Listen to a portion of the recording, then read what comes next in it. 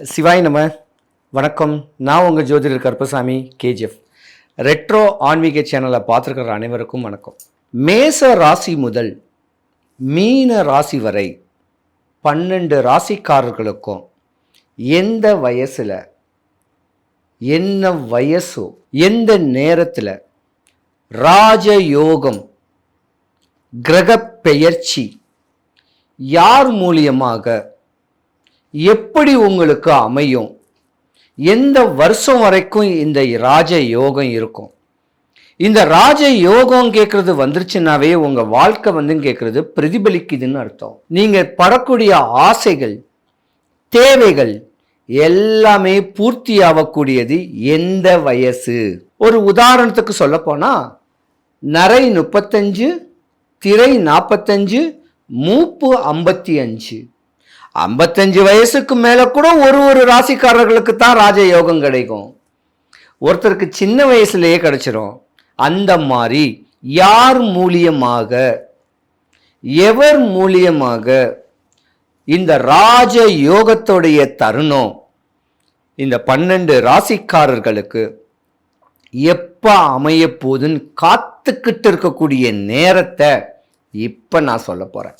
12 ராசிக்காரர்களுக்கும் மேச ராசி முதல் மீன ராசி வரை யாருக்கு எப்பப்ப ராஜ யோகம் வரப்போகுது, எந்த வயசுல யோகம் வரப்போகுது, எந்த வயசுல வீடு நிலம் சொத்து சுகங்கள் வாங்கக்கூடிய தருணம் வரக்கூடிய நேரம் ராஜயோகம் எல்லா ராசிக்காரர்களும் இருக்கு. காற்றுள்ள போதே தூத்திக்கல் சொல்லக்கூடிய அளவுக்கு ஒரு முறை தான் ராஜயோகம் வரும். அந்த ராஜ யோகத்தை பக்குவம் பண்ணி இந்த முறைகளில் நீங்கள் இந்த 12 ராசிக்காரங்களும் ப்ரிப்பேர் பண்ணிக்கிட்டீங்கன்னா உங்களுக்கு தான் ராஜயோகம். ராஜயோகம் அமையறதுக்கு நம்ம கஷ்டப்படணும். இஷ்டப்பட்டாவே போதும். குப்பமேடும் கோபுரமாகக்கூடிய தருணத்துக்கு உண்டான அமைப்பு உண்டு. எல்லா ராசிக்காரர்களுக்குமே ராஜயோகம் இருக்கு.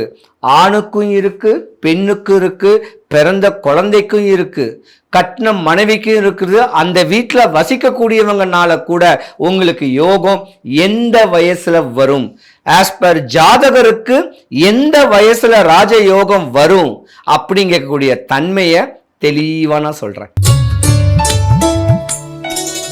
மேஷ ராசி நம்பர் 1 ராசி, ஸ்தர ராசி, நெருப்பு ராசி, ஆண் ராசி. ஆணா பிறந்தாலும் ஆண் ராசி, பெண்ணா பிறந்தாலும் இந்த முதுகுத்தண்டு ஆணுக்குடைய முதுகுத்தண்டு.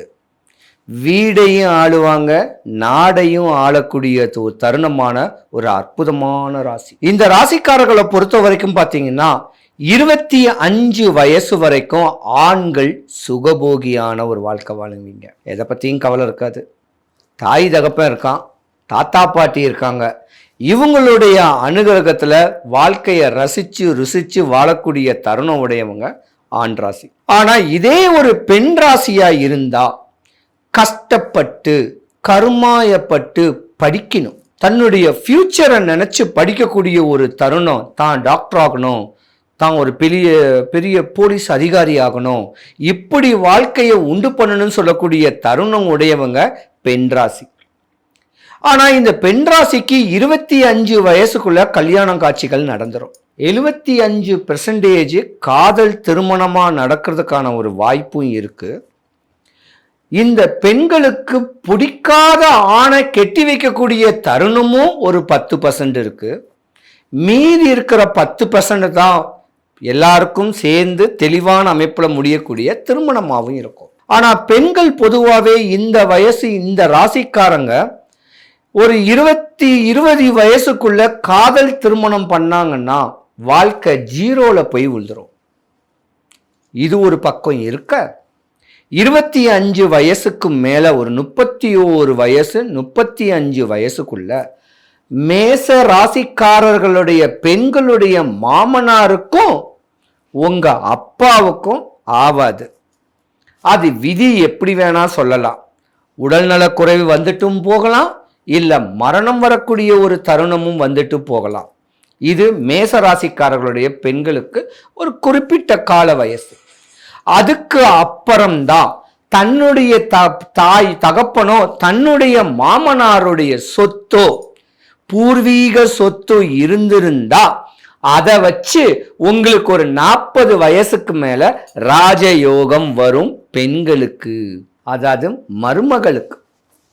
ஆனா இதே ஒரு ஆண் ராசியா இருந்திருந்தா வெறி, அரசியல் வெறி, எதையாவது எப்படியாவது காசை முதலீடு பண்ணி சம்பாதிச்சுன்னு சொல்லக்கூடிய வெறியில 45 வயசு வரைக்கும் கஷ்டப்படுவீங்க.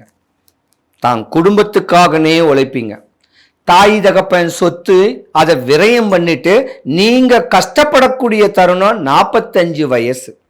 அதுக்கு மேல தான் உங்களுக்கு பூர்வீக சொத்து, முன்னோர் சொத்து எதையாவது விற்கக்கூடிய தருணத்துல இருக்கும். இல்ல அந்த சொத்து மூலியமா ஏதாவது ஒரு காசை ரெட்டிப்பாக்கக்கூடிய ஒரு தருணம் உங்களுக்கு உண்டு. ஆனா மேசராசிக்காரருடைய ஆண்கள் தன்னுடைய ஆரோக்கியத்தை 45 55 வயசு வரைக்கும் நீங்க பார்த்தே தீரணும். தாம் மனைவி தாம் மக்களுக்காக ஓடி ஓடி உழைச்சிருந்தது ஒரு கட்ட காலம்.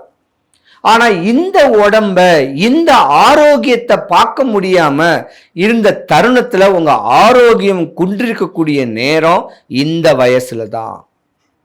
ஆனா 50 வயசுக்கு உள்ள ஆயிடுச்சுன்னாவே தன்னுடைய குழந்தைங்களுக்கு சுபகாரியங்கள் பண்ண முடியலையே.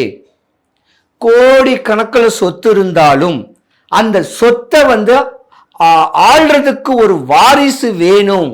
அந்த பெண்களோ ஆண்களுடைய குழந்தைங்க பேரம் பேத்தி ஆளணும் அப்படின்னு ஆசைகள்லயே உங்க ஆசை போய்கிட்டு இருக்கும். ஒரு குறிப்பிட்ட கால வயசுல அரசியல் பிரமோகம், அரசியல் மோகம், இந்த அரசியல் மூலியமாக தான் செய்யக்கூடிய தொழில் மேன்மை ஆகிறதுக்கு ஒரு சூட்சம வழிமுறைகளை நீங்க பின்பற்றுவீங்க. மேசராசிக்காரர்களை பொறுத்த வரைக்கும் 45 வயசுலேருந்து 55 வயசுக்குள்ள தான் உங்களுக்கு ராஜ யோக சுகபோக வாழ்க்கை வாழ முடியும். அந்த காசு அந்த பணத்தை நீங்க எதுல முதலீடு பண்றீங்களோ, ஒரு பில்டிங்கோ ஒரு லாட்ஜோ கெட்டி விட்டு ஒரு வருமானத்துக்கு உண்டான அமைப்பை கட்டுப்பாக்க வச்சுக்கிட்டீங்கன்னா ஒரு பிரச்சனை இல்லை. வரக்கூடிய காசை பூர்வீக நிலத்தை வித்து, பூர்வீக சொத்தை வித்து, கடன் கப்பிய அடைச்சோ அரசியல் சம்பந்தப்பட்டதுக்கு செலவு பண்ணீங்கன்னாலும் உங்களுக்கு அந்த ராஜயோகம் வந்துட்டு போயிடும், நிற்காது. ஆனா மேசராசியில உள்ள பெண்களுடைய முகம் மலர்ச்சி, உங்க ஃபேஸ் வேல்யூ, அந்த குடும்பத்துக்கு அஸ்திவாரமாய் இருந்து தன்னுடைய கணவனை தனி கொடுத்தனம் போக வச்சு மாமியார் மாமனாரை விட்டு விலகி இருக்கக்கூடிய தருணத்துல இருந்தாதான் உங்களுக்கு ராஜயோகமே கிடைக்கும். ஏன்னா நீங்க தான் உழைச்சி தேடி கஷ்டப்பட்டாது சம்பாரிச்சு தன்னுடைய கணவனையும் தான் குடும்பத்தையும் மேன்மைப்படுத்தணும்னு உழைக்கக்கூடிய தருணம் உங்களுக்கு உண்டு. மேச ராசியை பொறுத்த வரைக்கும் பெண்கள் பாவம், பெண்களை மதிங்க, அந்த பெண்ணை போற்றுங்க. மேசராசி பெண்ணை கிட்ட மற்ற ராசிக்காரங்கள்லாம் கொடுத்து வச்சிருக்கணும். ஒரு குறிப்பிட்ட கால வயதுக்கு மேல உங்க ஆரோக்கியத்தை நீங்க பார்த்தே தீரணும். இல்லைன்னா ஸ்கின் சம்பந்தப்பட்ட பிரச்சனைகள் வர்றதுக்கு வாய்ப்பு இருக்கு. இல்லை குடல் சம்பந்தப்பட்ட உள்நோய் வர்றதுக்கான வாய்ப்பும் மேசராசிக்காரங்களுக்கு இனி வரும் காலங்களில் இருக்கு. அவங்கவுங்க குலதெய்வத்தை போய் வழிபடுங்க, உங்க முன்னோர் வழிபாடை போய் பண்ணுங்க. மேஷ ராசி முதல் மீன ராசி வரை 12 ராசிக்காரர்களும் படுற கஷ்டம் விலக, நஷ்டம் கஷ்டம் அவப்பேறு அவமானம் வம்பு தும்பு வழக்குகள் சட்ட சிக்கல்கள் பலவிதமான இடையூறுகள் இன்னல்கள்ல இருக்கிறவங்க சொல்லக்கூடிய சின்ன சுலபமான ஒரு பரிகாரத்தை செஞ்சீங்கன்னா உங்க வாழ்க்கை சுபிக்ஷம் அடையும். தாம்பரத்துக்கு அடுத்து தாம்பரத்திலிருந்து 7 கிலோமீட்டர் இருக்கக்கூடிய மாடம்பாக்கம் தேனுபுரீஸ்வரர் தேனுகாம்பாள் திருக்கோயில். வீட்டிலேருந்து வரும்போதே 3 குண்டு மஞ்சள் எடுத்துக்குங்க. இல்லை கோயில் வாசல்ல நான் உட்காந்துருப்பேன் ஞாயிற்றுக்கிழமையில, அங்கே ஒரு 3 குண்டு மஞ்சள் வாங்கிக்கிங்க. ஃபர்ஸ்ட் கோயிலுக்கு எதிர்த்த மாதிரி தேராண்ட சூழினி துர்க்கைன்னு ஒரு அம்மா இருக்கா. பில்லி சூனிய ஏவல் செய்வின இதெல்லாம் உடைக்கிறவ. அவளை கையெடுத்து கும்பிட்டு வழிபடுங்க. கொஞ்சம் மேலே முனீஸ்வரன் இருப்பார், அவரையும் வழிபடுங்க. கோயில் வாசலுக்கு போங்க, வாசல்ல இருந்து கோபுரத்தை பாருங்க, உள்ள இறங்குங்க, கொடி கம்பம் இருக்கும், அதுக்கு கீழே ஒரு விநாயகர் இருப்பாரு, விநாயகரை வழிபடுங்க. கைலை காட்சியில மேல பார்த்தா சிவனும் அம்பாளும் இருப்பாங்க பாருங்க.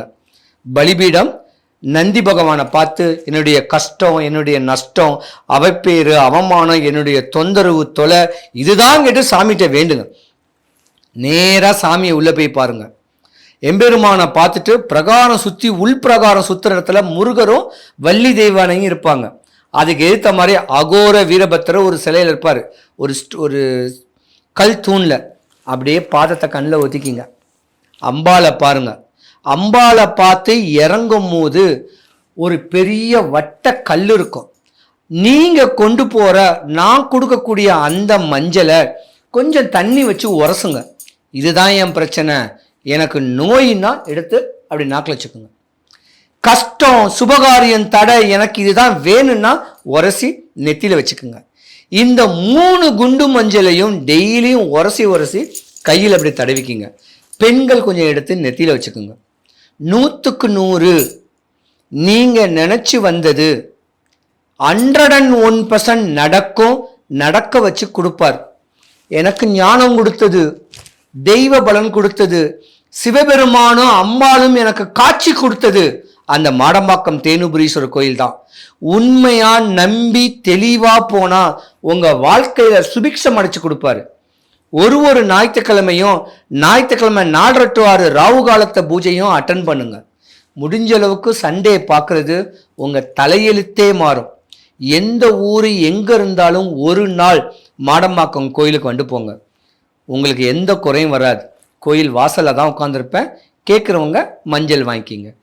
12 ராசிக்காரர்களுக்கும் சுபிக்ஷம், ஐஸ்வர்யம், கடாட்சியம் கிடைக்க மாடம்பாக்கம் தேனுபுரீஸ்வரர் தேனுகாம்பாளுடைய அருளாட்சி உங்களுக்கு கிடைக்கணும். சிவாய நம.